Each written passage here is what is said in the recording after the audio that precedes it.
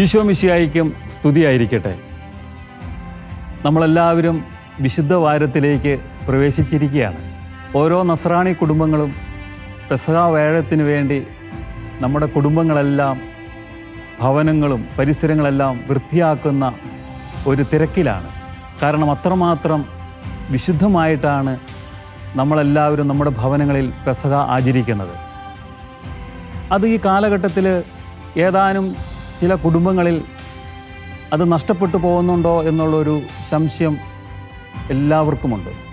എന്നാൽ യഥാർത്ഥത്തിൽ പൗരസ്ത്യ നസ്രാണി പാരമ്പര്യത്തിൽ ഒരു പെസഹ എങ്ങനെ ആചരിക്കണമെന്ന്, ആ പെസഹായുടെ പിന്നിലുള്ള വിശ്വാസ സംബന്ധമായ രഹസ്യങ്ങൾ എന്തൊക്കെയാണെന്നുള്ളതും നമുക്ക് പങ്കുവെച്ച് തരികയാണ് ചങ്ങനാശ്ശേരി അതിരൂപതയുടെ കോട്ടയ്ക്കപ്പുറം സെൻറ്റ് മാത്യൂസ് ദേവാലയത്തിലെ വികാരി ഫാദർ സോണി തെക്കുമുറി. അദ്ദേഹം മനോഹരമായി പെസഹ രഹസ്യത്തെക്കുറിച്ച്, പെസഹ ശുശ്രൂഷയിൽ കുടുംബങ്ങളെങ്ങനെ അനുഷ്ഠിക്കണമെന്ന് അച്ഛൻ മനോഹരമായി പറയുന്നുണ്ട്. നമുക്ക് ശ്രദ്ധാപൂർവം അച്ഛൻ പറയുന്നത് കേൾക്കുന്നതോടൊപ്പം തന്നെ അതിലൂടെ കടന്നു പോകുന്ന ദൃശ്യങ്ങളും പ്രാർത്ഥനാപൂർവം നമുക്ക് കാണാം.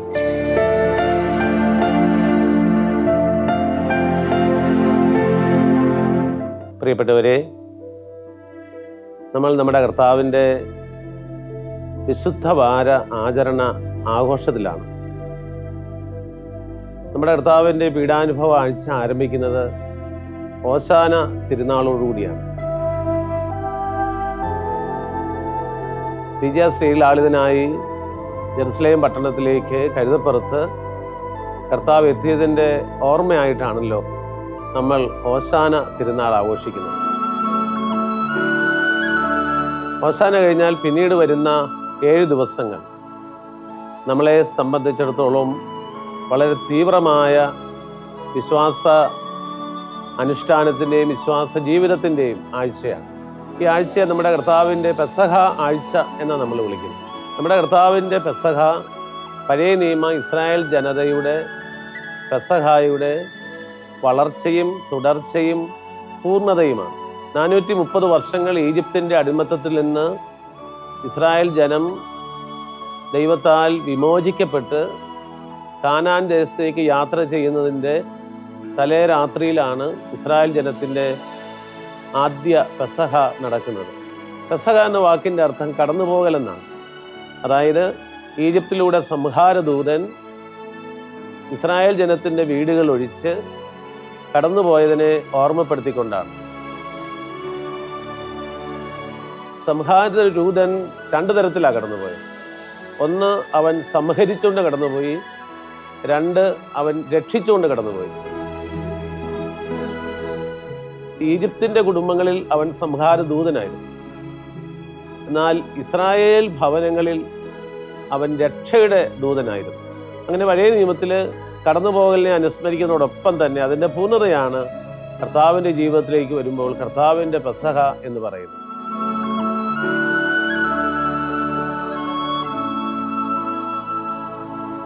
യഹൂദ പാരമ്പര്യത്തിൻ്റെ തുടർച്ചയാണ് സത്യത്തിൽ പൗരസ്ത്യ സുറിയാനി പാരമ്പര്യം എന്ന് പറയുന്നത്.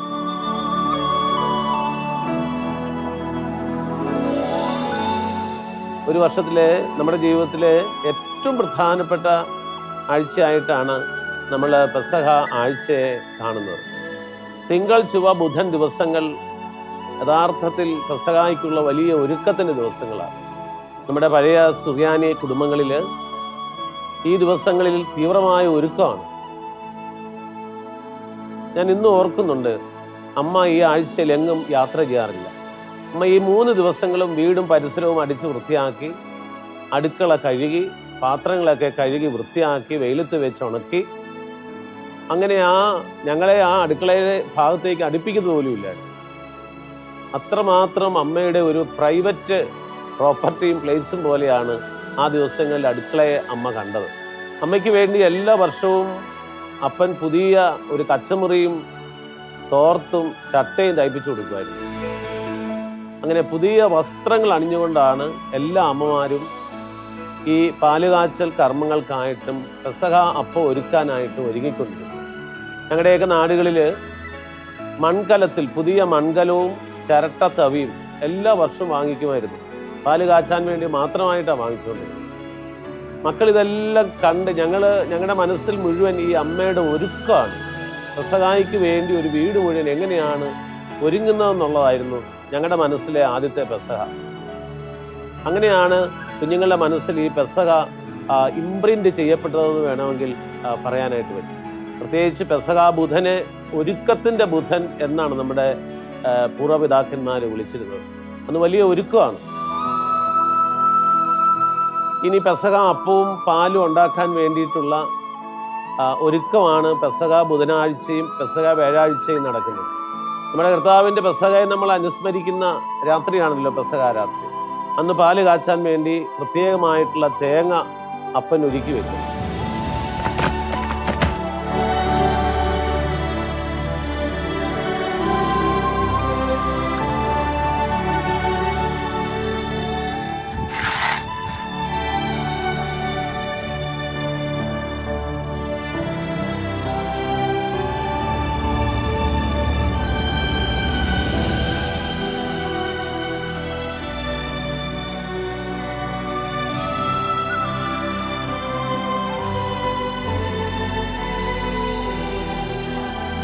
തേങ്ങ പൊട്ടിച്ച് കഴിയുമ്പോൾ അതിൻ്റെ വെള്ളം പെരപ്പുറത്താണ് ഒഴിച്ചിരുന്നത്. അതൊരു പ്രത്യേക സൂചനയാണ്. ഇസ്രായേൽ ജനത്തിൻ്റെ ഭവനങ്ങളിൽ കുഞ്ഞാടിൻ്റെ രക്തം തളിക്കപ്പെട്ടതിനെ സൂചിപ്പിച്ചുകൊണ്ടാണ് നമ്മുടെ വീടുകളിൽ തേങ്ങാ വെള്ളം പെരപ്പുറത്ത് ഒഴിച്ചിരുന്നത്. ആ തേങ്ങ മുറിച്ച് ചരണ്ടി പ്രത്യേക പാത്രത്തിൽ അത് സൂക്ഷിക്കുകയാണ്. അതിനുശേഷം അപ്പം ഒരുക്കാനായിട്ടുള്ള ഒരുക്കമായി.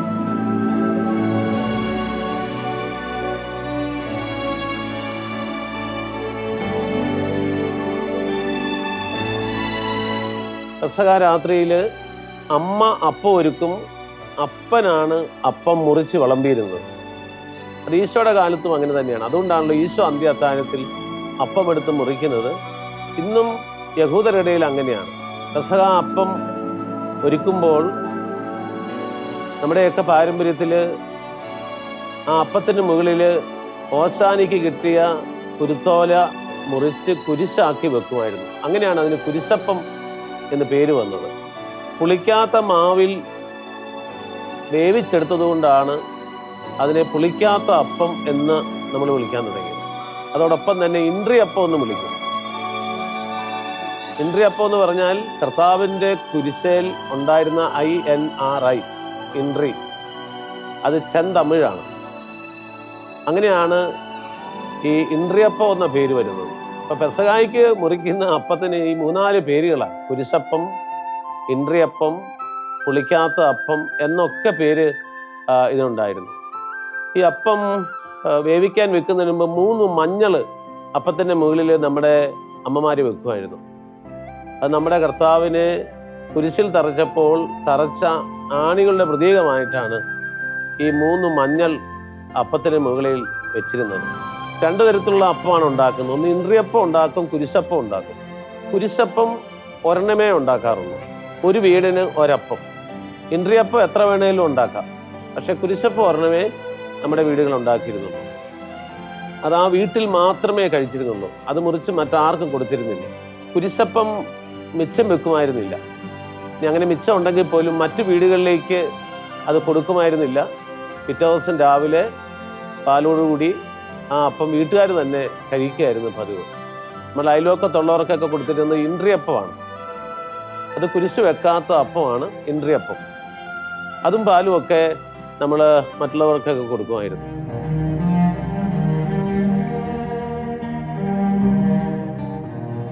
പെസഹ അപ്പത്തോടൊപ്പം നമ്മൾ കുടിക്കുന്ന പെസഹ പാല്, അത് നമ്മുടെ കർത്താവിൻ്റെ അന്ത്യ അത്താഴ വേളയിൽ കർത്താവ് നൽകിയ മുന്തിരിച്ചാറിൻ്റെ പ്രതിരൂപമായിട്ടാണ് നമ്മൾ കാണുന്നത്. കേരളത്തിൽ ഈ പാലിൻ്റെ പ്രധാന ചേരുവ എന്ന് പറയുന്നത് തേങ്ങയാണ്. എന്തുകൊണ്ടാണ് നമ്മുടെ പൂർവ്വപിതാക്കന്മാർ തേങ്ങാപ്പാല് തിരഞ്ഞെടുത്തത്? മറ്റു പലതരത്തിലുള്ള പാലും നമുക്ക് ലഭിക്കുമായിരുന്നല്ലോ. പശുവിൻ്റെ പാലുണ്ട്, ആടിൻ്റെ പാലെടുക്കാം. പക്ഷെ നമ്മുടെ പൂർവ്വപിതാക്കന്മാർ തേങ്ങാപ്പാൽ എടുക്കുന്നത്. ഒന്ന്, തേങ്ങ പ്രകൃതിയിൽ നിന്നുള്ള ഒരു ഭക്ഷണമാണ്. രണ്ട്, 365 ദിവസവും കായ്ക്കുന്ന വൃക്ഷമാണ് കേരവൃക്ഷം. തേങ്ങ ഒരു സമൃദ്ധിയുടെ അടയാളമാണ്. അതുകൊണ്ട് അന്ത്യഭോജനം അല്ലെങ്കിൽ പെസഹ പൗരാണികമായി വിശുദ്ധിയോടെ ആചരിക്കുന്ന കുടുംബങ്ങളിൽ ദാരിദ്ര്യം, പട്ടിണി, രോഗം വിട്ടുമാറുന്നു.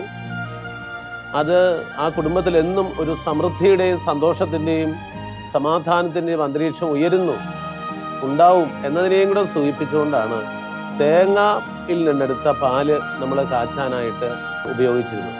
അത് അതിൽ തന്നെ എത്രയോ വിശുദ്ധമാണ്. നമ്മുടെ സുറിയാനി പാരമ്പര്യത്തിൽ ഈ പെസഹ അപ്പം ഉണ്ടാക്കുന്ന ശരിയായ രീതി ഏതാണെന്ന് നാം മനസ്സിലാക്കണം. ഇന്ന് യൂട്യൂബുകളിലും മറ്റുമൊക്കെ ആയി ഒരുപാട് റെസിപ്പികൾ അല്ലെങ്കിൽ ഉണ്ടാക്കുന്ന വിധം നമ്മൾ കാണാനായിട്ട്.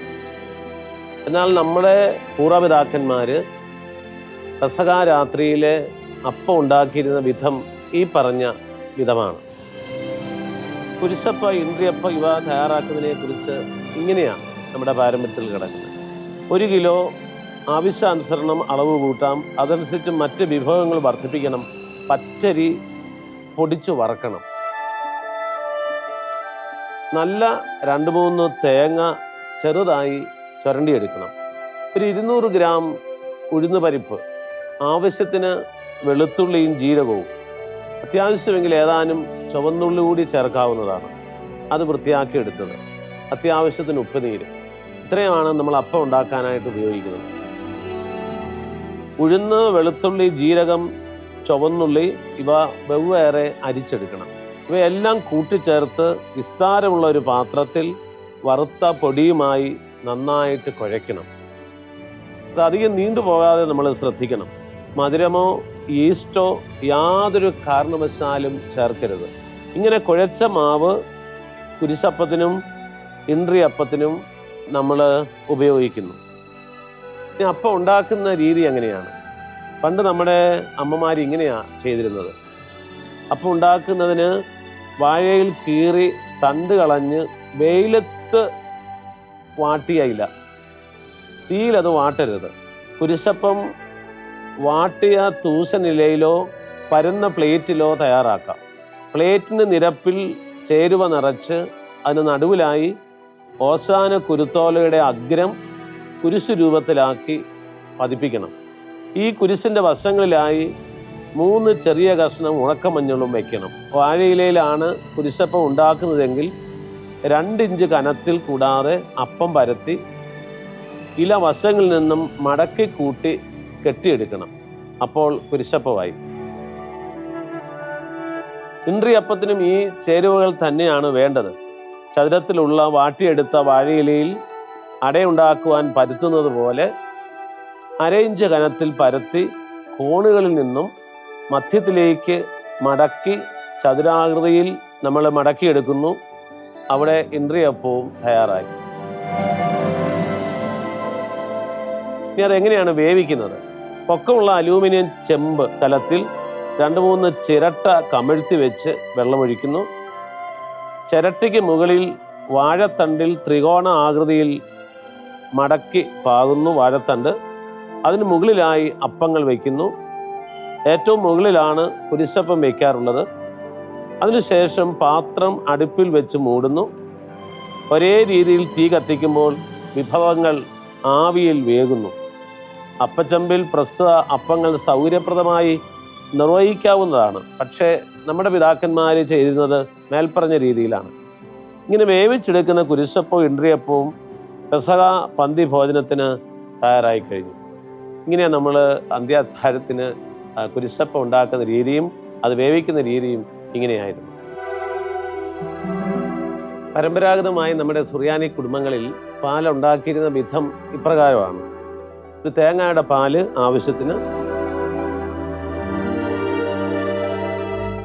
മധുരം ആവശ്യത്തിനുള്ള ശർക്കര ഉരുക്കി അരിച്ചെടുത്തത്, ശുചിയാക്കിയ ചുക്കും ജീരകവും അരച്ചത്, കൊഴുപ്പ് കിട്ടുവാൻ 2-3 സ്പൂൺ അരിപ്പൊടി വറുത്തത്, എല്ലാം കൂടി ചേർത്ത് ഒരു പുത്തൻ മൺപാത്രത്തിൽ തിളപ്പിക്കുക. ഇത് ഇളക്കാൻ ഉപയോഗിക്കുന്ന തവിയും പുത്തനാവുന്നതാണ് അഭികാമ്യം. പാനീയം തിളയ്ക്കാറാവുമ്പോൾ 1-2 ചെറു പഴം അരിഞ്ഞിടുക. ഒപ്പം ഓശാനയുടെ കുരിശോല മുറിച്ച് കുരിശാകൃതിയിലാക്കി പാലിലിടുക. തിളച്ച് കഴിയുന്നതോടെ പാല് നമുക്ക് വാങ്ങി വെക്കാം. ഈ രീതിയിലാണ് നമ്മുടെ പൗരസ്ത്യ കുടുംബങ്ങളിൽ അപ്പത്തിനുള്ള പാല് കാച്ചിരുന്നത് എന്നുകൂടി നിങ്ങൾ ഓർക്കുന്നത് നല്ലതാണ്. ഈ പെസഹ അത്താഴത്തെയാണ് കർത്താവ് പരിശുദ്ധ കുർബാനയാക്കി മാറ്റുന്നത്. ഈ അത്താഴത്തിൽ 2 വലിയ കാര്യങ്ങൾ, 2 വലിയ കൂദാശകളെ ഈശോ സ്ഥാപിച്ചു. ഒന്ന്, അപ്പസ്തോലന്മാരെ ഈശോ പുരോഹിതരാക്കി. 2, ഈശോ തന്നെ തൻ്റെ ശരീരവും രക്തവും പരിശുദ്ധ കുർബാനയായി നമുക്ക് നൽകി. പിന്നീട് അത്താഴത്തിൻ്റെ സമയമാണ്. അപ്പനാണ് അപ്പം മുറിക്കുന്നത്. കുരിശപ്പം അപ്പൻ 13 കഷ്ണങ്ങളായിട്ടാണ് മുറിക്കുന്നത്. അതായത് അത്താഴത്തിൽ നമ്മുടെ വീട്ടിൽ 3 പേരേ ഉള്ളൂ, 5 പേരേ ഉള്ളൂ എങ്കിൽ പോലും കുരിശപ്പം 13 കഷ്ണങ്ങളായിട്ട് മുറിക്കണം. അത് 12 ശിഷ്യന്മാരെയും ഈശോയെയും പ്രതിനിധീകരിച്ചുകൊണ്ടാണ് 13 കഷ്ണങ്ങളാക്കുന്നത്. ഏറ്റവും മൂത്ത ആൾ മുതൽ അപ്പൻ അപ്പവും പാലും കൊടുക്കുകയാണ്. ആദ്യം അമ്മയ്ക്കാണ് കൊടുക്കുന്നത്, പിന്നെ മൂത്ത മകൻ, അങ്ങനെ ഏറ്റവും ഇളയ മകൻ വരെ അപ്പനാണ് പാല് അപ്പവും നൽകിയിരുന്നത്.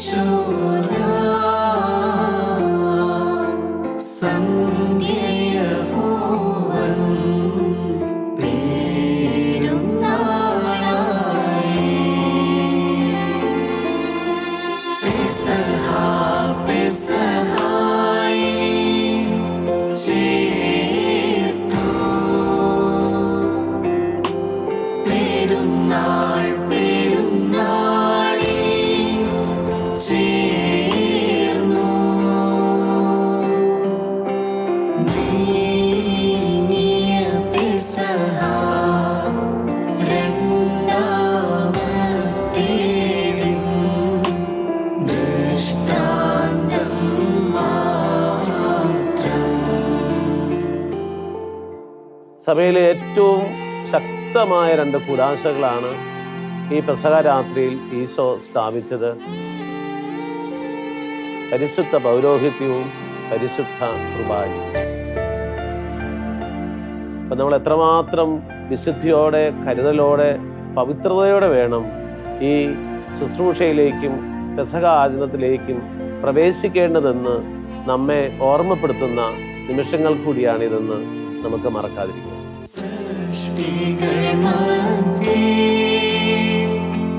സംസ്ഥാന